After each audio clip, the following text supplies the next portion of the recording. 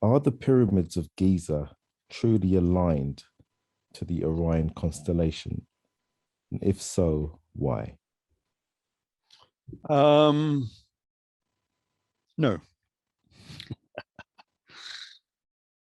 And I'll take completely the opposing view, because this has become completely standard now. This is, classical history now, is in all of the textbooks.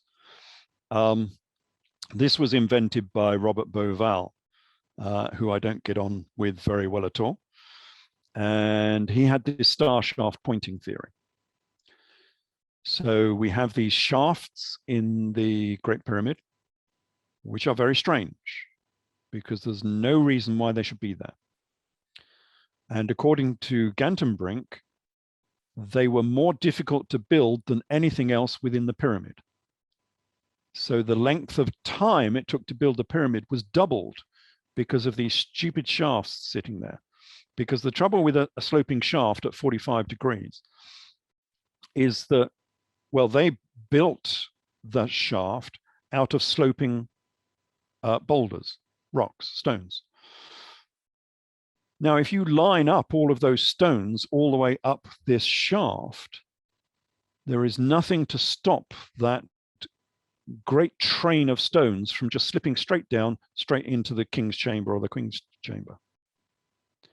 It's very difficult to lock those sloping stones, because I mean, each of these stones, is weighing, 5-10 tons, into position so they don't slip down and end up in the center of the pyramid in the chambers.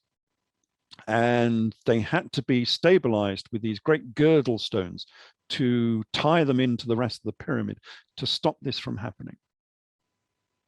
And these shafts go up at specific angles, and two of them exit the pyramid, and they had gold plates on the end. Well, iron and gold plates on the end. And two of them don't exit at all.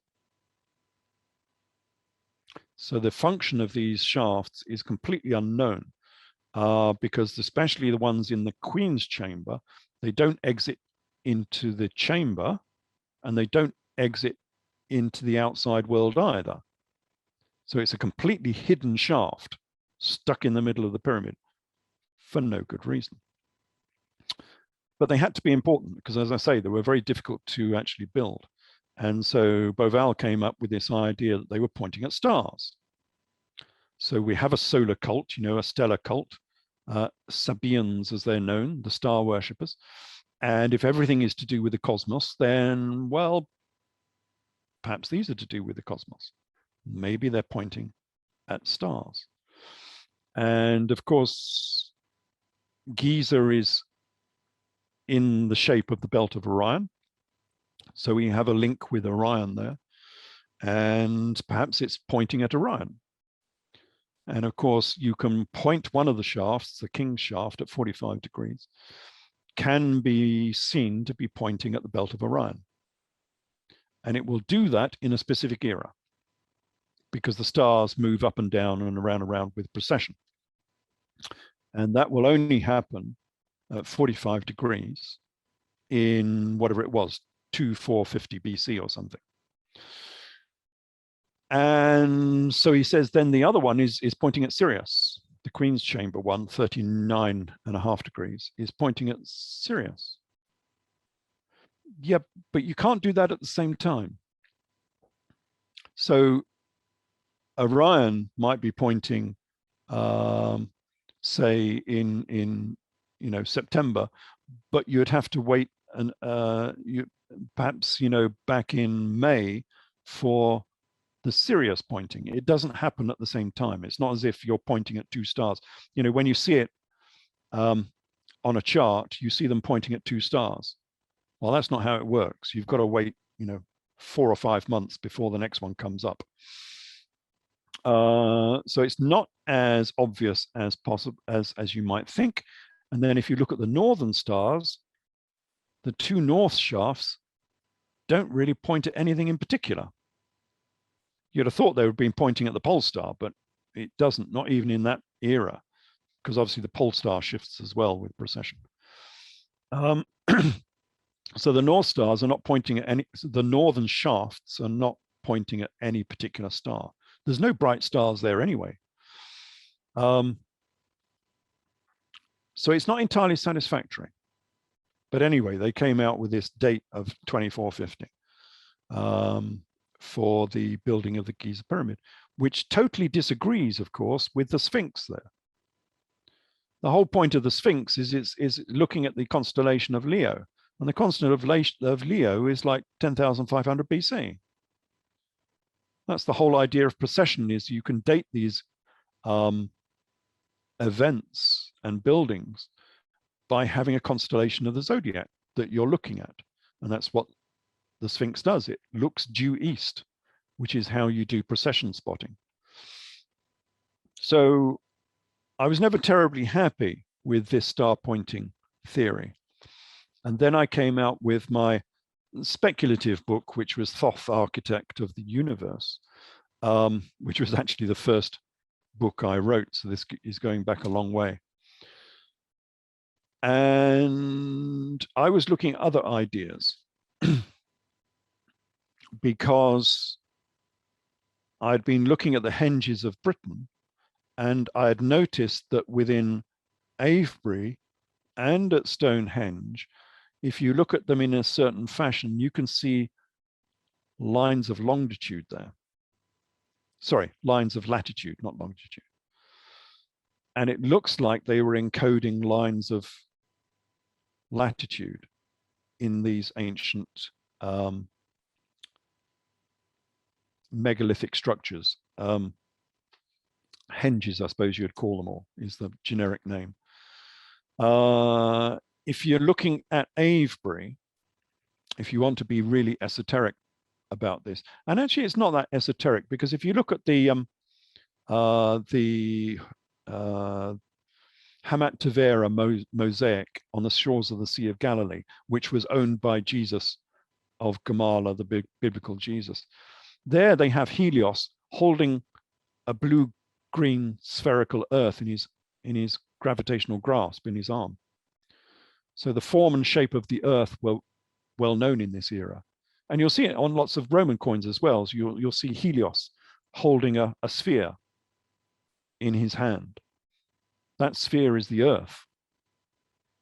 So it was well known that the earth was a sphere, and it was held by the gravitational grasp of Helios, the sun. But if you go back into Neolithic era with Avebury, Avebury is the earth. It's the Avebury earth. It's an oblate spheroid or circle, and it's tilted 23 degrees. Excuse me, I'm just going to have to clear my throat.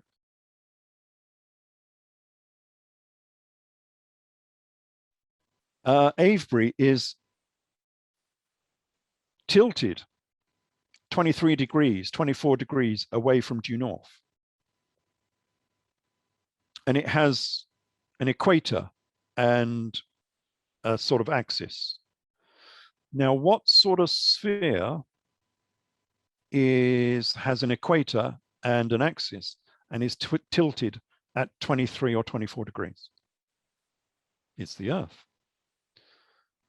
Now, that's difficult to accept, as a lot of these concepts are difficult to accept by classical archaeology and history, because Neolithic man is not supposed to know anything about the Earth. But quite plainly, if you look at it logically, what we have at Avebury is an image of the Earth plonked on the ground on the plains of Wiltshire in whatever date that was made. You know, we don't know when it was made exactly. Call it 3000 BC, call it 10,000 BC, whatever you like. A very long time ago, someone drew an image of the Earth floating in space on the plains of Wiltshire. That's troubling. And most, of course, archaeologists will not accept that because it's outside their experience. They're not even allowed to talk about things like that. Okay, well, now let's take this back to the pyramids. and we have these shafts. Well, what if they're, similar to Avebury, which has on it, as I say in my book, Thoth, Architect of the Universe, it has lines of latitude on the Avebury site as well. Well, what do we have in these shafts? The problem with the star pointing theory is that these shafts are pi shafts. So if you look at the angle, each of these shafts is at a specific angle. And if you take the difference between the angles between these shafts, the difference is 5.5 degrees and 11 degrees, which is half pi. Well, actually, I suppose it actually makes pi, but if you double it up, I got it wrong. The difference between the shafts is 7 degrees and 5.5 degrees. And if you multiply up the bottom one, we get 7/22, which is a quarter of pi. So actually, it's 4 times pi. Anyway, you'll have to read the book and see what it is, but it's based on pi. 7/5.5 is equivalent of the 7/22, which was the fractional approximation that they always used in Egypt for pi.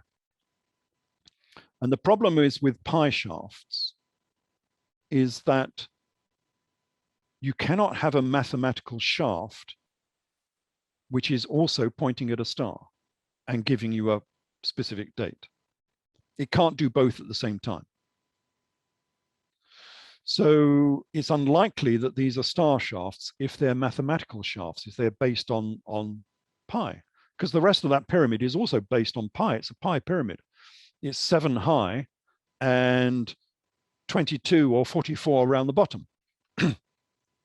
It's 22 around the bottom multiplied by 2 because it's the formula for a circle. It's 2 pi r is the formula. That's how you make the Great Pyramid. It's based on the formula for a circle.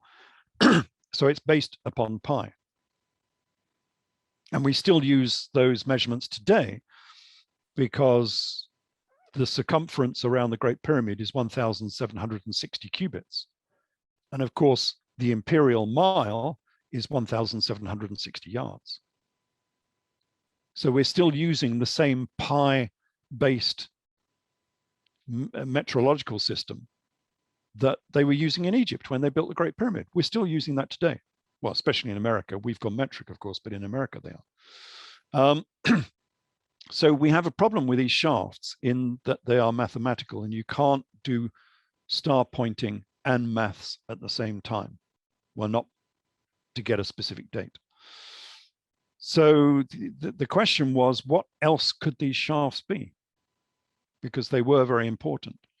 And so the idea came along that they were also lines of latitude and longitude. If you want to mark something on a map, you need a latitude and a longitude. If you want to make a shape on the ground, you need 2 lines of latitude and longitude.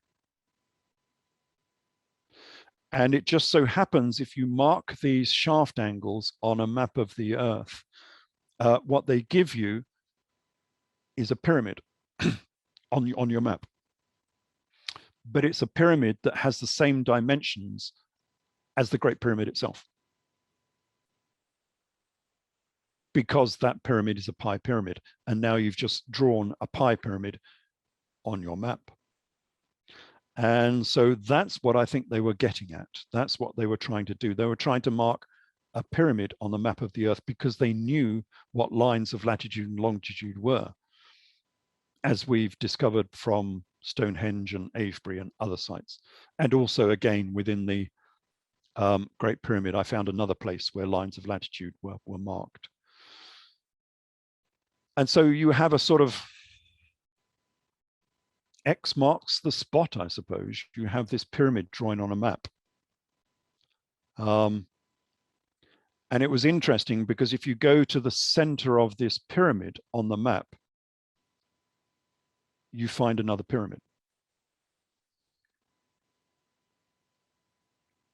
And this is a pyramid that's exactly the same as the Great Pyramid in Egypt.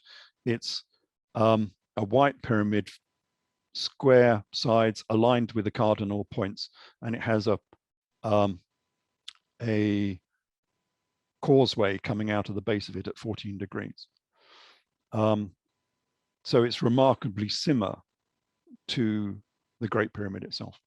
And it happens to be in the center of this pyramid that you've drawn on your map. So yeah, that was interesting. I mean, it's all fairly esoteric. It's fairly, a lot of people would say it's unbelievable, but you can't dispute what it actually does. You know, the measurements are there, you can measure it, you can put it on a map, you can have a look at it, you can see the results. How you interpret all of that and how you explain all of that is very difficult, which is why generally I've kept that separate from my religious research, because people will say, oh, it's not possible. Well, in Masonic terms, it is possible.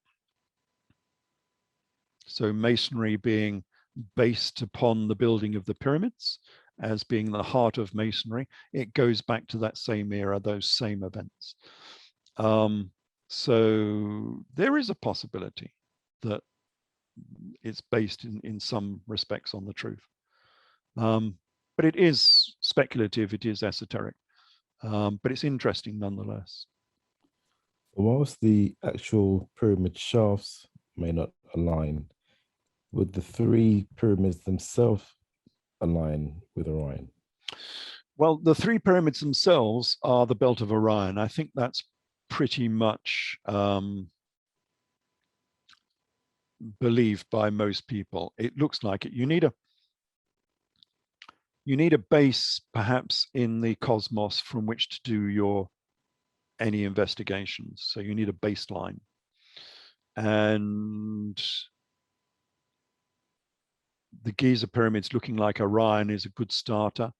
The fact that they are stuck on the 30-degree parallel north tends to indicate that, you know, they knew lines of latitude in that era. Otherwise, how would you make it on the 30-degree parallel north? Same with Stonehenge, in that the sunrise angle at the summer solstice shines down the avenue into the heart of Stonehenge. But it does so at 52 degrees 10 minutes is the angle of that avenue, that processional way into the heart of Stonehenge is 52 degrees 10 minutes measured from due north. But Stonehenge sits on the line of latitude of 52 degrees north, 10 minutes of arc. It's telling you that whoever designed Stonehenge knew lines of latitude and could measure lines of latitude as well and place their temple on that exact line of latitude. And if you look at Avebury, if you take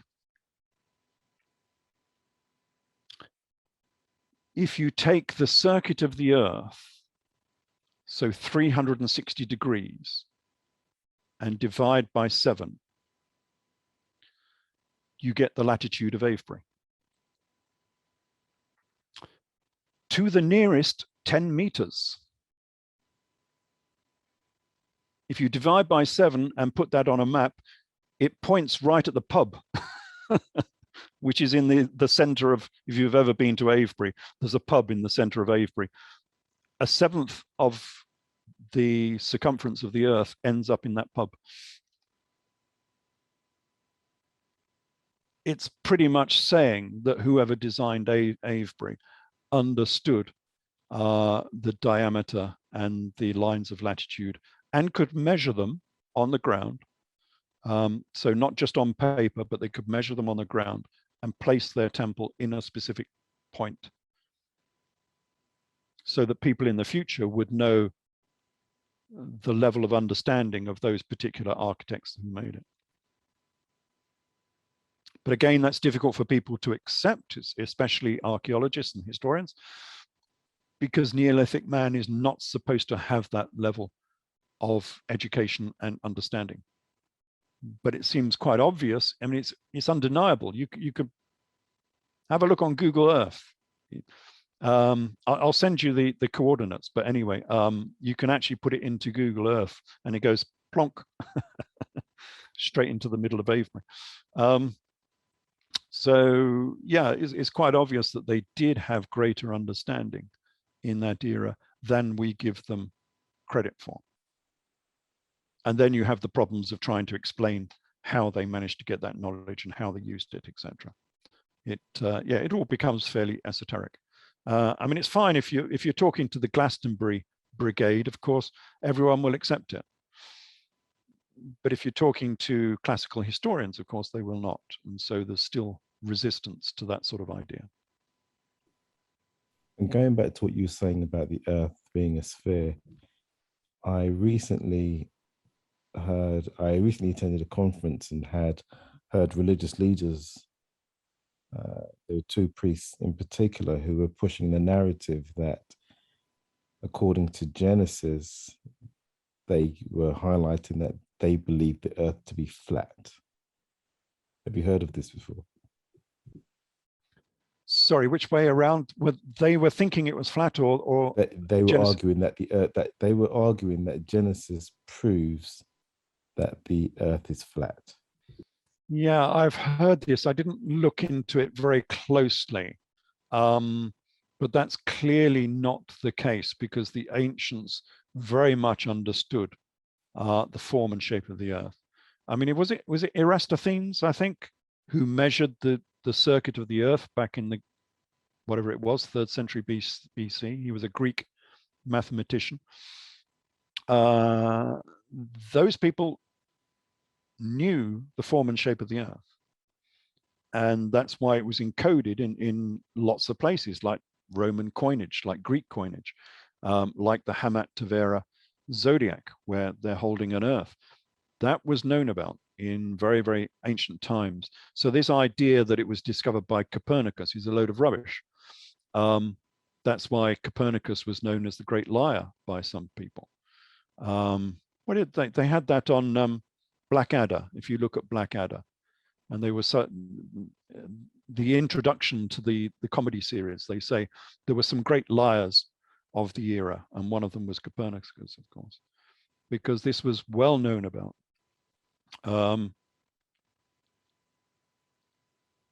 We have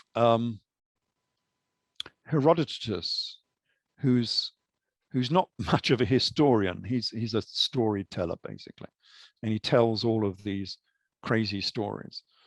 A lot of them came from Egypt, of course, but one of the stories he tells is this, and people say it's a stupid story, obviously completely incorrect, of in Egyptian era. I think we're probably talking pre-Solomonic, so somewhere in the 18th dynasty, where they sailed around Africa.